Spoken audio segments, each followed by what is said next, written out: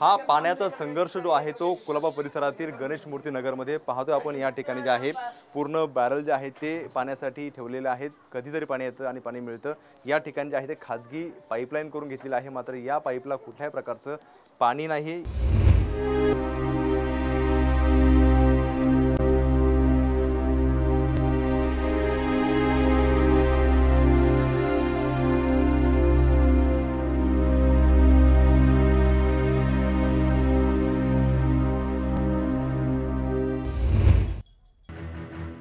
याहून गंभीर बाब म्हणजे प्रत्येक राजकीय पक्षांनी आपल्या हितासाठी आपल्याच मर्जीतले पाणी माफिया तयार केलेत आणि याच पाणी माफियांच्या माध्यमातून प्रत्येक पक्ष आपला अजेंडा या मतदारांमध्ये राबवतोय। जर या राजकीय पक्षांच्या प्रचाराला इथले रहिवासी गेले नाहीत तर त्यांचं पिण्याचं पाणी बंद केलं जातं, असं वास्तव त्यांनी आमच्या समोर मांडलं। या परिसरामध्ये पाण्याची जेवढी टंचाई आहे त्याच्या काहीतरी पट प्रमाणामध्ये येथील पाणी माफियांची सुद्धा जी आहे ती दहशत आपल्याला पाहायला मिळते। येथील नागरिक आपल्या सोबत आहेत।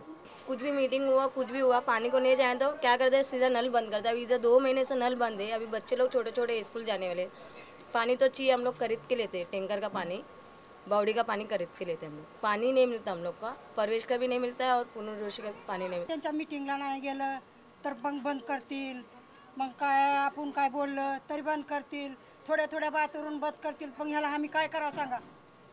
कोण नेमकं कोण पाणी बंद करते? काय मेन कोण आहे? पुरंजोशीचं कोण आहे? ते काय टीचर, ते कोण आहे ते आम्हाला काय माहिती नाही, पण ते लोक पाणी देणारे बंद करतात। त्याच्या मागे कोण मेन आहे ते सांगते तेव्हा बंद करते असतील ना त्यांनी।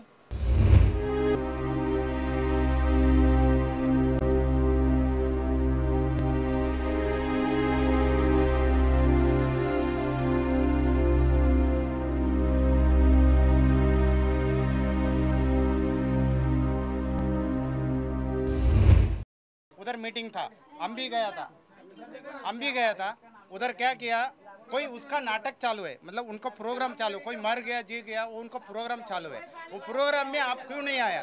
वो प्रोग्राम में काम करने का प्रोग्राम में कोई हमारा काम नहीं है, ठीक है, हमारा काम नहीं है। नहीं, लेकिन कौन सा प्रोग्राम था और किस प्रोग्राम में? कांग्रेस का कोई प्रोग्राम है, समझे ना, कांग्रेस का कोई प्रोग्राम है, उसमें हमको बुलाएगा, तुम नहीं आएगा तो तुम्हारा पानी बंद।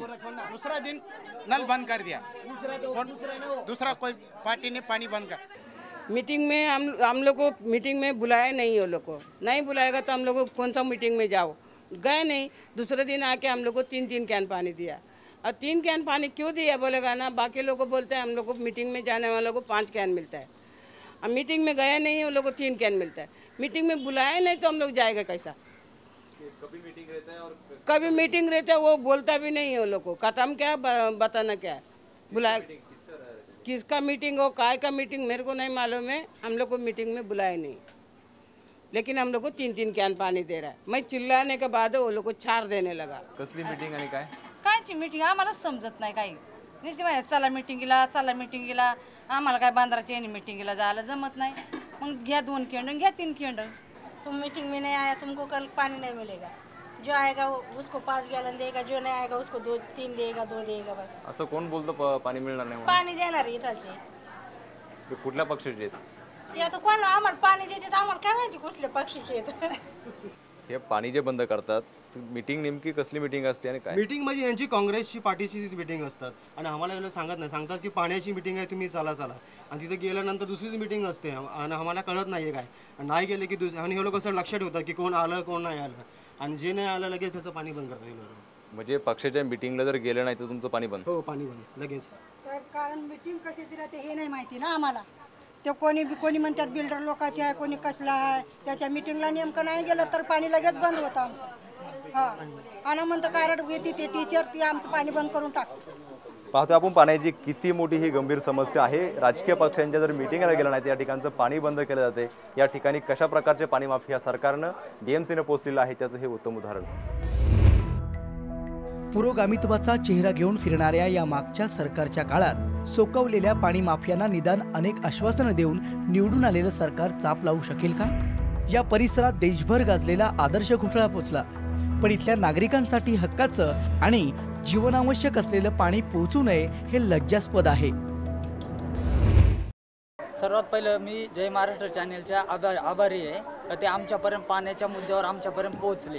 कारण आजपर्यंत आमच्यापाशी कुठलाही राजकीय पक्ष आणि आमचे जे स्थानिक मुद्दा आहे पाणी, आज आपण सुवर्ण जयंती साजरी करतो भारत स्वातंत्र्य होऊन, पण आम्ही हाकेच्या अंतरावर मंत्रालयापासून आणि महानगरपालिकेपासूनच, पण आजपर्यंत आम्ही पाण्याच्या पारतंत्र्यामध्ये आहोत. तर ह्या पाण्याच्या पारतंत्र्यापासून आम्हाला कधी सुटका मिळणार? तर हे आम्ही तुमच्याकडं अपेक्षाने पाहतो का तुम्ही आज पहिल्यांदा आमच्यापर्यंत पोहोचले. तर जय महाराष्ट्र चॅनल आमच्यापर्यंत पोहोचलं याचे आम्ही आभार व्यक्त करतो.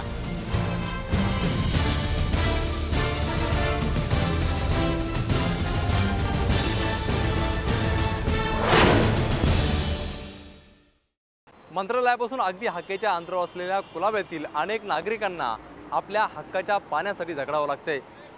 आपल्या स्वार्थासाठी अनेक राजकीय पक्षांनी पाणी माफियांना तयार केलंय. जर राजकीय पक्षांच्या बैठकींना प्रचाराला गेलं नाही त्या नागरिकांना पाण्यापासून वंचित ठेवलं जाते. हा अधिकार नेमका कोणी दिला? या नागरिकांना नेमकं कधी पाण्याचा हक्क मिळणार? असे एक ना अनेक प्रश्न आता समोर आलेत. त्यामुळे सत्तेचा डोलारा घेऊन फिरवणाऱ्या सरकारपुढं ही एक आता मोठी आव्हानं आहेत आणि हे आव्हान आता सरकार कसं पेलणार आणि ह्या नागरिकांना पाण्याच्या सुविधा कसं देणार हे पाहणं सगळ्यात महत्त्वाचं राहणार आहे.